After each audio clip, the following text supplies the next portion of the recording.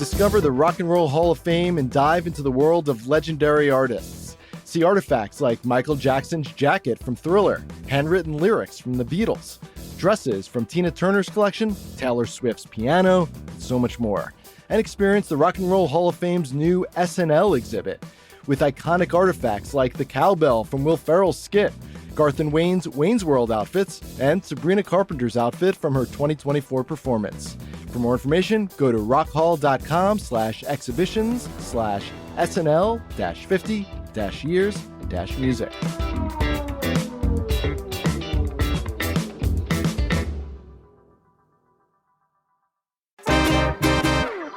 Philly loves to socialize and drink, whether we're getting a good happy hour deal or sipping our favorite crafted cocktails or mocktails on a rooftop, or even chugging a cold one while watching the Eagles game.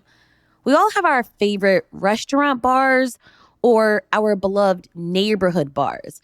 But our CityCast Philly food contributor, Alisha Miranda, says we all should be checking out a different spot: hotel bars, even if they're also catering to out-of-towners.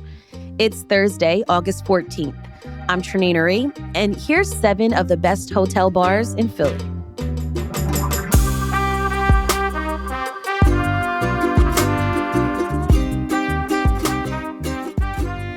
Before we get into this list of amazing hotel bars, I've got a favor to ask. CityCast Philly is doing our annual listener survey, and it would really help us if you took it. If you took it last year, thank you for taking it, but we need some new, fresh data for this year. Head over to citycast.fm/survey to take the survey. It's only 7 minutes long. And when you do, you will be eligible to win a $250 Visa gift card and some CityCast Philly swag. Head over to citycast.fm/survey. All right, let's get into it. Alisha, let's talk about great bars in the city that happen to be in hotels. Why specifically hotels? Why are we focusing on hotels? I kind of think that the hotel bar scene never really happened in Philly, but it's starting to happen. And through my reporting over the last several years, I have found myself in numerous hotels with bars that have really cool and interesting cocktail programs. And I think it's worth giving them a little bit of a shout out. And also, for some of these bars, they aren't, your bougie kind of exclusive places. There's actually locals that are hanging out there, or they have, really welcoming spaces or programming that makes it a really cool spot for people that live in Philadelphia to come also hang out and have a drink. Okay, what's the difference between maybe a bar at a hotel versus a bar at our favorite restaurants? Yeah, so a bar at a hotel, sometimes, in most cases, also have to serve hotel guests. So they're really prioritizing the people that paid money to stay overnight. And so their menus might not be as creative as your neighborhood bar, right? They have to cater to everyone, right? Whether it's your in-laws coming in to visit or someone who doesn't really know too much about cocktails, right? So they have to kind of keep it maybe plain. Versus a neighborhood bar or a local bar, they can do whatever they want, right? They're catering to the neighborhood. They're catering to people that live here. They understand, for lack of a better word, the palate, of a Philadelphian. So, yeah. With that, sometimes, we know where to go for certain drinks or Bob and Barbara started the citywide. So have you, in your research, found that a hotel bar has a signature drink, or is there a trend happening now that we should maybe go and taste? That's a good question. I think that some hotels are really leaning into the partnership with the food menu and the chef and the restaurant. So there's a clear synergy. So hotels like Anna and Bell, which is in that Fishtown, Kensington border area, they have the restaurant Bastia up in the front, which is very Mediterranean, but also Sardinia focused because of the chef. So think about Southern Italy, really you're hot, you want something refreshing. It's really light food, a lot of seafood. the bar in the back, Coletta, plays off of that style and also does drinks that are very kind of tied to that region. So there's a synergy between the food and the drink menu. So I think that's kind of a standout example. And then I think about a hotel bar like the W. So they have two bars, if you will. So they have the downstairs library lounge, what they call it. And then there's a seventh floor wet deck or like a rooftop bar. So those are two entirely different environments, right? The lobby is dark, moody, chandeliers and high ceilings and lots of dark colors. And it's very much a place where people are gathering before they go out. There's, DJ sets that I've been at. It's just a different vibe. And also because it's a little bit more corporate, right? Versus upstairs at the seventh floor wet deck, that's a pool, patio. It wraps around. There's kind of like different spaces up there. You have the pool part. So there's cabanas there. There's people lounging and tanning and drinking poolside. But then around the bend, there's like the secret garden, they call it, which is obviously overflown with a lot of flowers. It's really like hidden. It's really quiet. It's really serene, which is really nice. Also to kind of you kind of forget you're in Center City. You want to have like a pina colada. You want to have a spritz. You want to be there all day. And so it's a completely different menu. And so, they are catering to two different audiences. All right, let's go through some of your top picks. What are we drinking at Coletta's? So I think that Coletta has probably the best spritz in Philadelphia. I don't like an Aperol spritz because I think it's too much on the Aperol and it's too sweet. Their spritzes rotate seasonally, so there's always different garnishes. They put like fresh herbs in there. It just really, they give thought and intention to that spritz. They're not just dumping some juice in there, which I really appreciate. And it's just such a cool looking, like almost little piano lounge kind of a bar. So it's really small. I think it only has 24 seats between, the seats at the bar and the seating area. You're in this really lovely kind of throwback mid-century lounge. So there's a lot of warm wood tones. There's marble green tables. The seating is very intimate, very low seating, like kind of loungy. And then you have the bar seats. It's really sexy without being like overly romantic. You can come with your friend or you can come here for date night. I think it's like you're not even eating and drinking in Philadelphia. You're in Sardinia, having a cocktail. The patio is right outside. In the summertime, they do have a pool deck. So like it's indoor, outdoor. And like there's really nothing better than being there at 4:00 with a spritz in hand. And then another bar that I am at probably way too much, but I'm always at A Bar and A Kitchen, which is directly under AKA on 18th Street. So it's a really relaxing environment. It's super casual, lots of chatter. People are always talking. It's very lively, which is really nice. It's very neutral colors, very open, lots of big windows, floor to ceiling windows. So it's one of these great places, especially if you're going to go by yourself. You will be entertained just by people watching in Rittenhouse. If you find me at A Kitchen, that means I'm there probably having lunch around 2:00 with a glass of wine and probably on my laptop. And then if you find me at A Bar, which is right down the hall, not many people know there's like two bars in the same building. I'm probably at A Bar right at 4:00 on Thursdays. And that means that I've been out in the field reporting, doing interviews, and I'm starving. And I need a cocktail. And so I'm getting the burger and a cocktail at A Bar.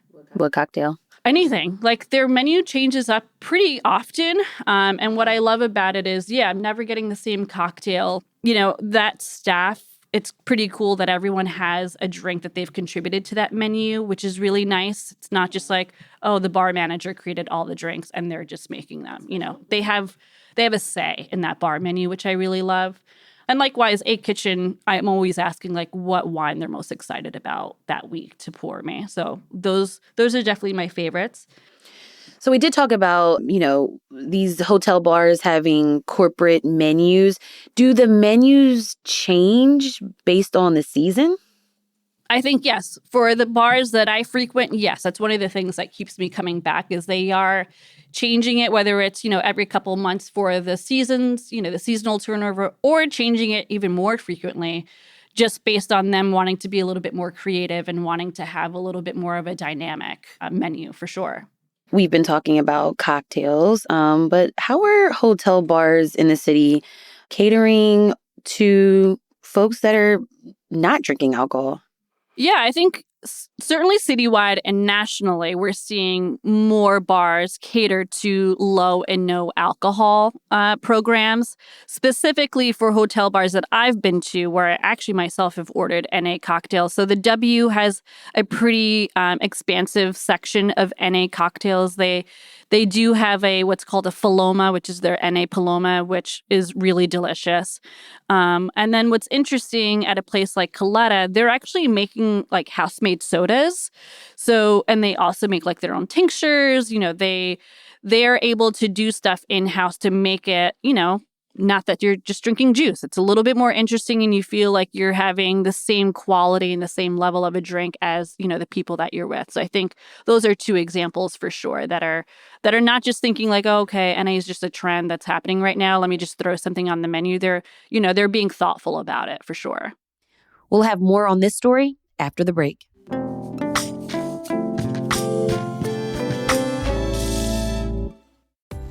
Got any fun trips coming up?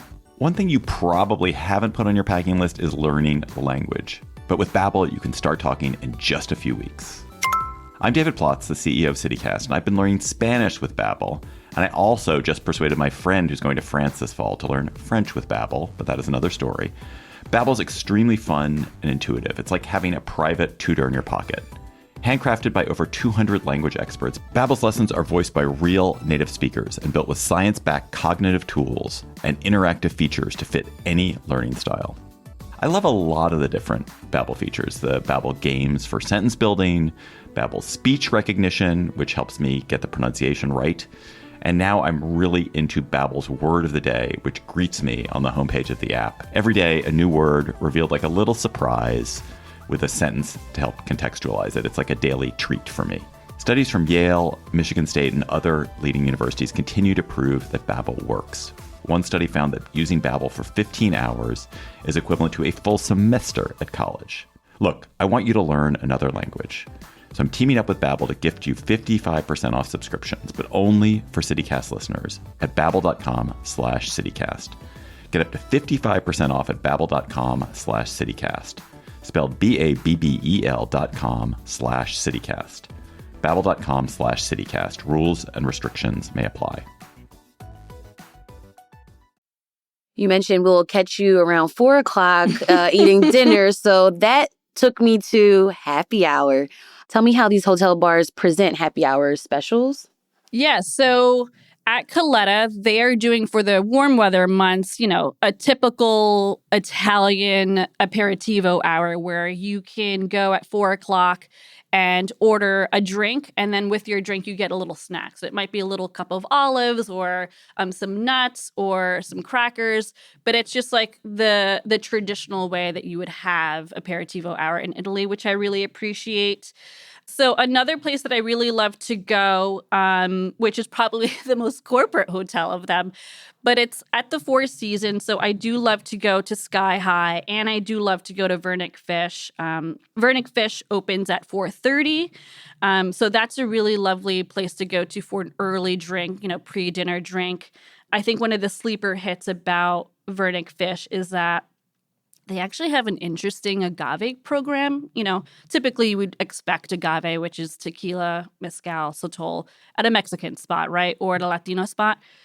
But because one of the bartenders, John Bamonte, just happens to really love agave and is very good friends with the Tequilas family here in Philadelphia, he's developed a pretty wide-ranging curation of agave spirits. So that's a really fun place for me to go where I might have like a poke bowl, and have a sip of whatever agave he's excited to pour me.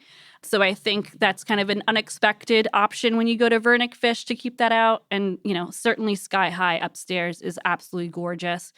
Yes, the cocktails are expensive, as everything else is, but those cocktails truly are some of the most impeccable cocktails I've had. They're really interesting. They don't have such a, corporate back bar, which means they're sourcing other interesting spirits. So I do say if you can splurge or want to splurge, definitely check out Sky High. Just take me. What about Condessa? That's also on your list.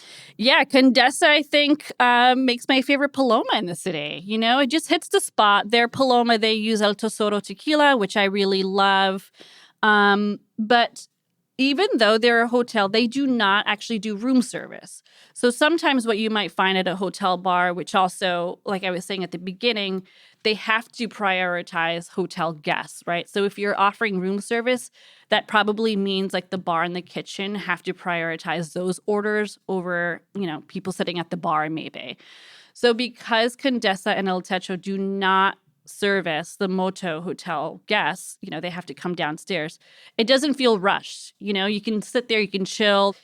Condessa, so Condessa's the ground floor restaurant. That is like a beautiful, airy, it does feel like you're in Mexico, you know, you're off the coast somewhere. It's spacious, it's all open. You can't see the kitchen, but you can see the bar. There's lots and lots of seating. And then upstairs at the rooftop El Techo, it is actually a covered rooftop, which makes it a really great place to be there year round. You get really cool skyline views. There's lots of high top seating. So it's kind of like a make it whatever you want kind of a thing. It's great for groups for sure. That is probably one of my favorite happy hours. You know, they are doing Mezcal Mondays where it's half price Mezcal every Monday. They have a lot of rare Mezcal. So if you're into that, that's awesome. I just go there honestly by myself and have some tacos and a Paloma, and I'm like the happiest person in the world. Truly. Something that you said, and I feel like maybe that's the theme, is that you almost forget you're in Philly, but then this is like your welcome to Philly. Mm-hmm. Yeah, I think that's part of what a hotel should be, right? Like maybe you want to feel like you're not in the city, that you're somewhere else, but you're right downtown, right? Like it's totally accessible. You know, it's walk-in friendly. You don't have to necessarily make a reservation. So I think that's kind of the best part of going to a hotel that really does tout itself by being welcoming to locals and wanting to engage with the community. All right, this might sound like a weird question. I don't know. I want to know the etiquette when you go to a hotel bar. I think for me, if you're going to be a hotel bar that wants to tout itself as like, yeah, we're local, we want locals to come here, then you have to lean into the Philly come as you are style. You know, like one of the reasons why I love A Bar and A Kitchen is I've been in those places literally in sweatpants. And so you don't have to dress up. No one has to dress up. This is Philadelphia.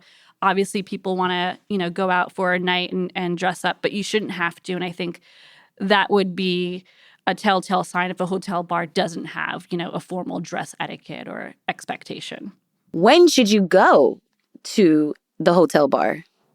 I mean, my answer is you should be able to go to a hotel bar whenever you want, right? You shouldn't have to just save it for that special occasion date night or anniversary or even a first date. I think you should be able to go whenever you want. You know, for me, I end up going during the weekdays. I'm not really at a hotel bar on the weekends.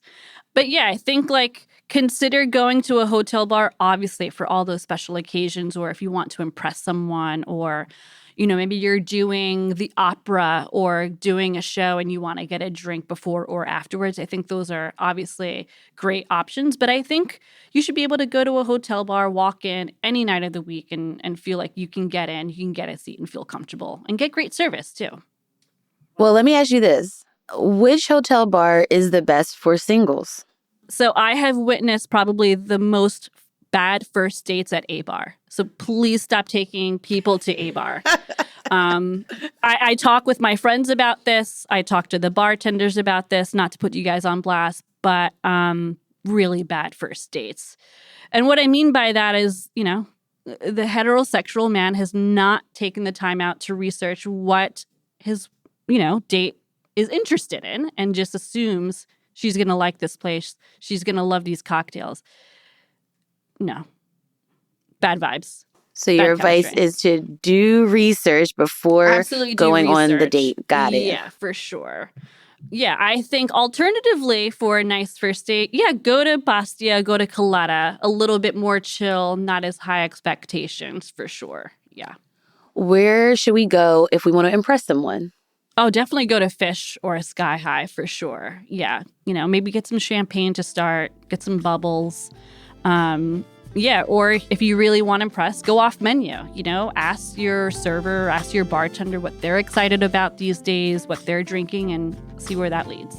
All right, Alisha Miranda, thank you so much for being on CityCast Philly today. Glad to be here.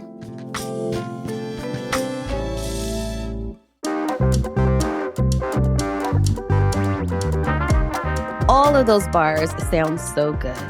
That is all for us today here on CityCast Philly. If you enjoyed this episode about the best hotel bars in the city, share this with a friend and make those reservations. Also, leave us a review and hit the subscribe button. Be sure to sign up for our morning newsletter, Hey Philly, to learn more about what else Philly's talking about. We'll be back tomorrow morning with a lot to talk about in our Friday news roundup. Talk to you then. Bye.